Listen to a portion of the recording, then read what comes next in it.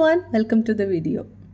ജസ്ന തിരോധാനം ഇന്ന് കേരളത്തിൽ ഭയങ്കരമായിട്ട് ചർച്ച ചെയ്യപ്പെടുന്ന ഒരു കേസാണ് അല്ലേ.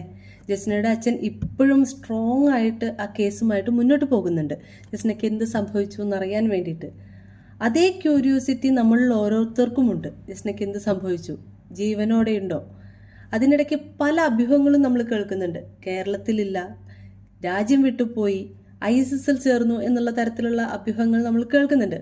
ഒന്നും സ്ഥിരീകരിക്കപ്പെട്ടിട്ടില്ല എന്നുള്ളതാണ് സത്യം.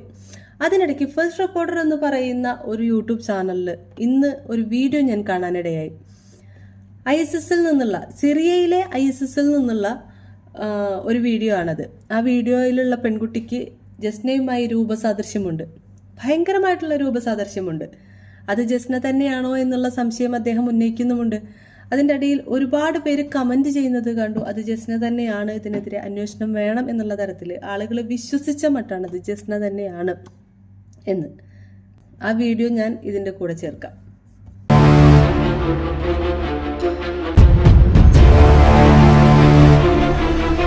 ഈ വീഡിയോയിൽ കാണുന്ന പെൺകുട്ടിക്ക് ജസ്നയുമായി ഏറെ രൂപസാദൃശ്യമുണ്ടെങ്കിലും ഇത് ജസ്നയല്ല.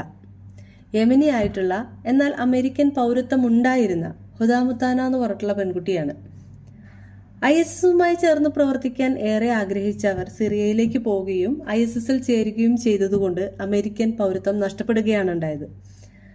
ആ പെൺകുട്ടിയുടെ വീഡിയോ ആണ് ഇപ്പോൾ വ്യാപകമായി പ്രചരിച്ചുകൊണ്ടിരിക്കുന്നത്. ഈ ഒരു ഇൻഫർമേഷൻ നിങ്ങളിലേക്ക് എത്തിക്കണം എന്ന് വിചാരിച്ചു. അതുകൊണ്ടാണ് ഇപ്പോൾ ഇങ്ങനെ ഒരു വീഡിയോ ചെയ്തത്. അടുത്ത വീഡിയോയുമായി വീണ്ടും കാണാം. ബൈ.